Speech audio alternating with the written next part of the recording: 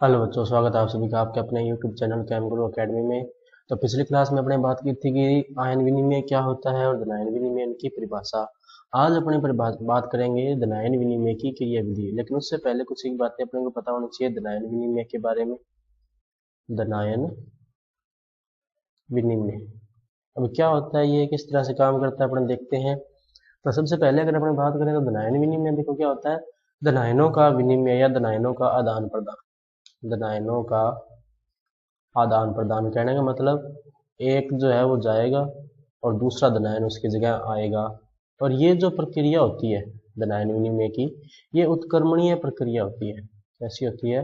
उत्क्रमणीय। उत्क्रमणीय का मतलब कि जो धनायन गया है वो वापस आ सकता है, जो आया है वो वापस जा सकता है। उसके अलावा अगर इसमें ध्यान रखें ना तो एक सिद्धांत आता है क्या, कि धनायन विनिमय जो होता है उसके सिद्धांत पर कार्य करता है। तो ये ध्यान रखना, ये सिद्धांत कार्य करता है विद्युत गतिकी सिद्धांत। किस सिद्धांत पे कार्य करता है ये? विद्युत गतिकी सिद्धांत के आधार पर कार्य करता है। कौन कौन से धनायन हो सकते हैं? तो धनायन कोई भी हो सकता है।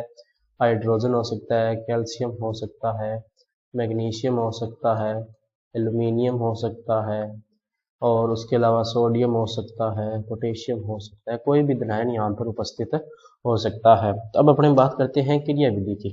बात किसकी करते हैं अपने? क्रिया विधि की। भी क्या है क्रिया विधि? तो इसकी क्रिया विधि के लिए अपने यहाँ पर एक डायग्राम बनाता हूँ मैं इस तरह। और ये क्या है? मृदा की सतह।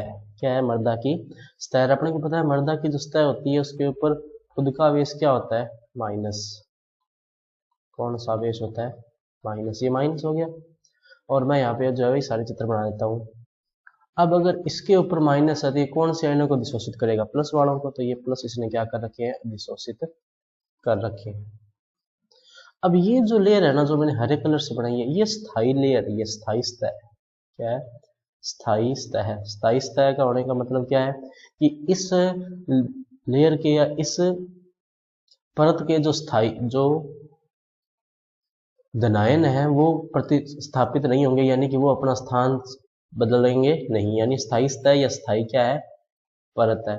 लेकिन इससे आगे वाले जो धनायन आ रहे हैं, इससे आगे जो अपने धनायन लिखेंगे वो क्या है? विसरित धनायन की परत है। कौन सी परत है? विसरित धनायन। विसरित धनायन का क्या मतलब है कि ये वाले जो धनायन है, जो मैं पिंक कलर से लिख रहा हूँ, ये वाले धनायन जो है यही धनायन है जो विनिमय होंगे या जिनका आदान प्रदान होगा। जो हरे कलर वाले धनायन उनका विनिमय या तो बहुत कम होगा या होगा ही नहीं। ठीक है। तो अब अपन देखते हैं कि ये होता कैसे। अब पहले से पहले दो तीन बातें क्लियर करो कि ये जो मैंने सीधे प्लस लिख रखी है, जिनके ऊपर सर्कल नहीं किया हुआ है, वो तो वो धनायन है जो मर्दा ने पहले ही अधिशोषित कर रखे हैं। और जिनके ऊपर मैंने इसे घोड़ा लगा रखा है वो वाले धनायन है जिनको अपने अलग से ऐड किया है, या जो अपने को प्रतिस्थापित करनी है, जिनका विनिमय करना है, जिनका आदान प्रदान करना है। इसलिए मैंने उनको क्या लिखा है? वैद्युत अपघट्य धनायन। अब होता क्या है ना कि ये जो पिंक कलर वाले धनायन है या मर्दा के ऊपर जो अधिशोषित धनायन है, ये दोलन की अवस्था में होते हैं। जैसे कि अपने ये वाला एग्जाम्पल दिया, ये दोलन की अवस्था में। दोलन की अवस्था में होने का मतलब एक बार ये नजदीक चला जाएगा, फिर दूर आ जाएगा, फिर नजदीक चला जाएगा, फिर दूर आ जाएगा, फिर नजदीक चला जाएगा, फिर दूर चला जाएगा। और कई बार ऐसा होता है कि ये नजदीक दूर होते होते इतना दूर चला जाता है कि वापस नहीं आता। अब ये जगह तो खाली हो गई, तो फिर क्या होगा?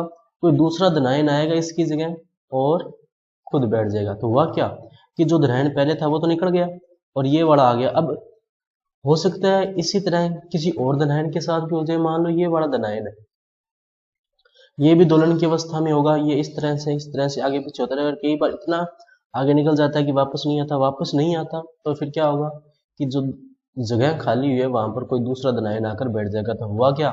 एक धनायन चला गया, दूसरा धनायन वापस आ गया। और इसी तरह से क्या होता है? धनायन विनिमय संपन्न होता है। अब एक और बात समझो यहाँ पे कि जो धनायन यहाँ पर आया, ये देखो, जैसे अपने इसको लेकर आए थे, ये वाला धनायन, ये जैसे ये वाला धनायन था, तो अब ये जैसे उसकी जगह आया था। अब ऐसा भी संभव है कि ये धनायन वापस चला जाए और जो धनायन यहाँ से निकला था वो वापस कहाँ आ जाए? वापस आ जाए। तो ये प्रक्रिया क्या होती है? उत्क्रमणीय होती है कि जो धनायन गया है वो वापस आ सकता है और जो आया है वो वापस जा सकता है। यही क्या होता है? पूरा प्रोसेस होता है। अगर आपको बारी है कि लिखना कैसे है तो ऐसे लिखोगे कि मृदा कोलाइड पर ऋणावेश होता है, जिसके कारण वो धनावेश अधिशोषित करते हैं। इसके ऊपर दो परतें होती है। पहली परत होती है वो तो स्थायी परत होती है, और जो दूसरी परत होती है, ये बड़े जो पिंक कलर से मैंने लिख रखी है, ये कौन सी होती है? विसरित परत। कौन सी होती है? विसरित परत। अब होता क्या है कि विसरित परत के जो धनायन होते हैं वो दोलन की अवस्था में होते हैं कि एक बार दूर जा रहे होते हैं, एक बार नजदीक आ रहे होते हैं, और कई बार ऐसा होता है कि वो इतना दूर चले जाते हैं कि वापस नहीं आते, जिसके कारण क्या हुआ कि वो जगह खाली होगी और उसकी जगह कोई दूसरा धनायन आ गया, और यही सारी प्रक्रिया के माध्यम से क्या होता है, धनायन विनिमय संपन्न होता है। नेक्स्ट अगर अपने बात करें तो इसमें देखो क्या आता है, कई बार पूछा जाता है कि अम्लीय मृदा जो होगी उसमें कौन से आयनों की अधिकता होगी। अम्लीय मृदा में कौन से आयनों की अधिकता होगी, तो ध्यान रखना बच्चों, अम्लीय मृदा में जिस आयन की अधिकता होगी वो होगी AlOH की ट्वाइस प्लस 1।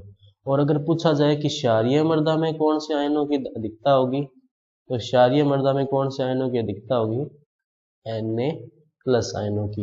हालांकि हमने पढ़ा भी था, आगे आएगा भी ये, कि अम्लीय मृदा जो बनती है वो हाइड्रोजन आयन के कारण बनती है। तो ये नहीं पूछ रहा कि अम्लीय मृदा में आयन कौन से आयन के कारण अम्लीय मृदा बनती है, बल्कि ये पूछ रहा है कि अम्लीय मृदा में कौन से आयनों की अधिकता होती है। तो कौन से आयनों की अधिकता होती है, AlOH की ट्वाइस प्लस आयनों की अधिकता होती है। नेक्स्ट अपने बात करते हैं इसमें ऋणायन विनिमय की। हालांकि ऋणायन विनिमय बहुत ज्यादा अपने दे नहीं रखा है, फिर भी अपने देख लेते हैं एक बार के लिए कि ऋणायन विनिमय क्या होता है। ऋणायन विनिमय क्या होता है, ऋणायन विनिमय जैसे धनायन विनिमय था वैसे ऋणायन विनिमय होगा कि मृदा की सतह पर ऋणायनों का आदान प्रदान, ऋणायनों का आदान प्रदान क्या कहलाता है, ऋणायन विनिमय कहलाता है। और कौन कौन से ऋणायन होंगे जो ऋणायन विनिमय में भाग लेंगे, देखो कई सारे हैं,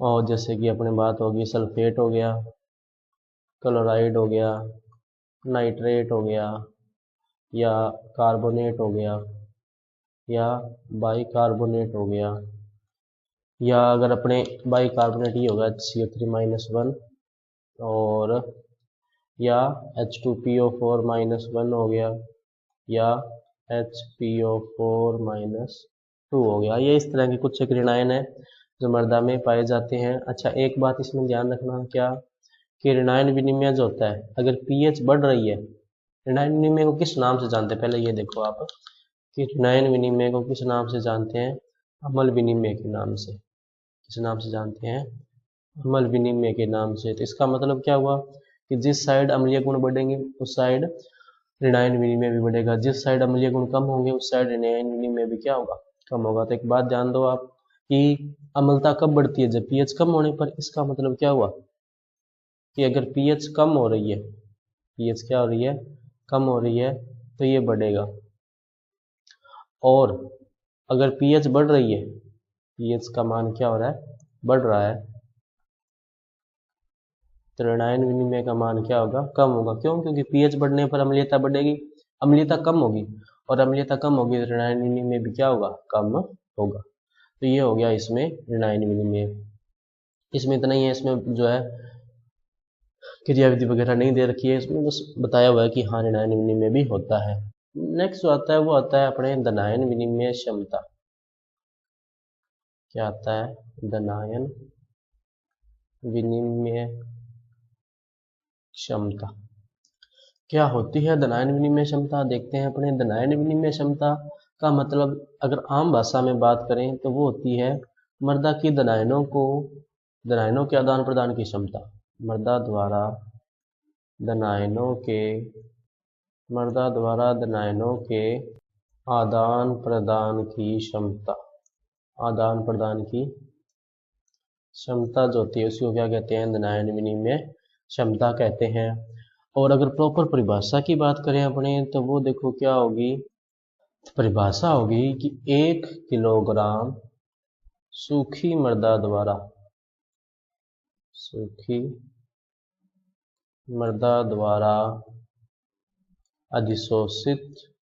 अधिशोषित किए जाने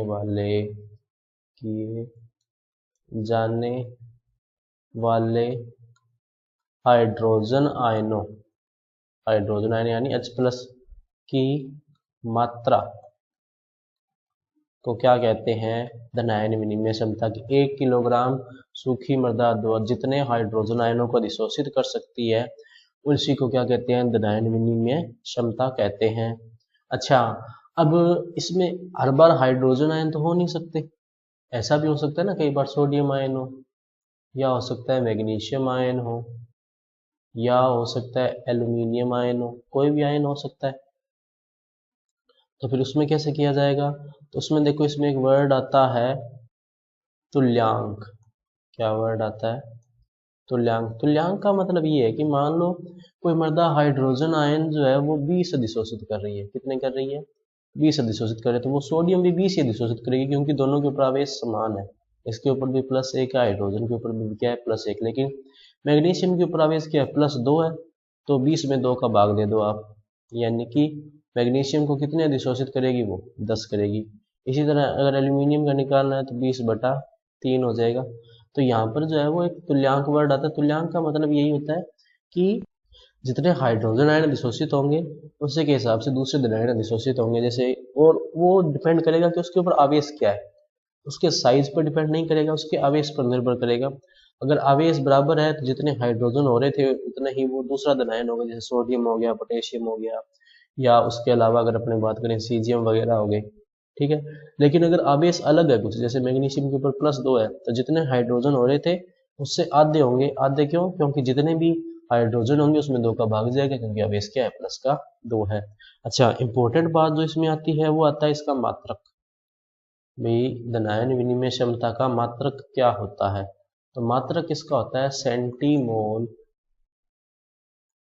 सेंटीमोल प्रति किलोग्राम। प्रति किलोग्राम। और शॉर्ट में इसको लिखते हैं, आप ध्यान देना,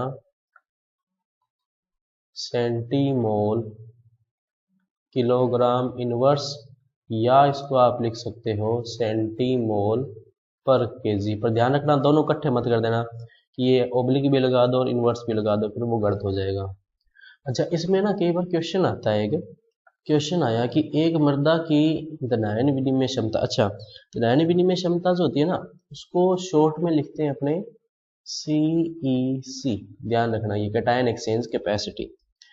तो क्वेश्चन आया कि मृदा की CEC जो है वो है 4.8 सेंटीमोल केजी इनवर्स। तो इसका क्या मतलब है? तो इसका क्या तात्पर्य है? तो ध्यान रखना, इस तरह के क्वेश्चन आ सकते हैं और बहुत इजी हैं ये क्वेश्चन। बस आपको समझने की जरूरी है। आपका आंसर जो है क्वेश्चन के अंदर ही लिखा हुआ है। क्वेश्चन क्या लिखा हुआ है? अंदर के क्वेश्चन के अंदर ही। देखो, अपने परिभाषा क्या लिखी थी कि 1 किलोग्राम मिट्टी जितने हाइड्रोजन आयनों को अधिशोषित कर लेगी, भाई उसकी क्या है? धनायन विनिमय क्षमता। अब ये क्या कह रहा है अपने को कि धनायन विनिमय क्षमता ही है, तो आप इसका क्या मतलब निकालेंगे? तो अपने कह देंगे कि ये मृदा जो है, मृदा की 1 किलोग्राम मात्रा, या 1 किलोग्राम मात्रा 4.8 सेंटीमोल हाइड्रोजन आयन अधिशोषित कर सकती है, या अधिशोषित करने की क्षमता रखती है। अधिशोषित कर सकती है या अधिशोषित करने की क्षमता रखती है। बस आंसर हो गया आपका। यहाँ पर जैसे मान लो 4.8 की जगह मान लो 9 आ गया, या 5 आ गया, 2 आ गया, 1 आ गया, कुछ भी आ गया, वो यहाँ लिख देना कि इस मृदा की अगर 1 किलोग्राम मात्रा अपने लें तो ये इतने सेंटीमोल हाइड्रोजन आयनों को अधिशोषित कर लेगी। तो बच्चों, आज की क्लास में इतना ही रखते हैं, बाकी करेंगे अपने नेक्स्ट क्लास में। अगर आपका इससे रिलेटेड कोई डाउट हो या कोई सजेशन हो तो आप हमें कमेंट सेक्शन में बता सकते हैं। और अगर आपको ये PDF चाहिए तो आप हमारा टेलीग्राम चैनल ज्वाइन कर सकते हैं, जिसका लिंक आपको नीचे डिस्क्रिप्शन में मिला हुआ है। और आप हमारी ऐप भी ज़रूर डाउनलोड करें, उसका लिंक आपको नीचे डिस्क्रिप्शन में दिया हुआ है, जिस पर आपको चैप्टर से रिलेटेड क्विजेज वगैरह जो है वो फ्री में मिलती रहेंगी। तो मिलते हैं अगली क्लास में, तब तक के लिए पढ़ते रहिए। नमस्ते।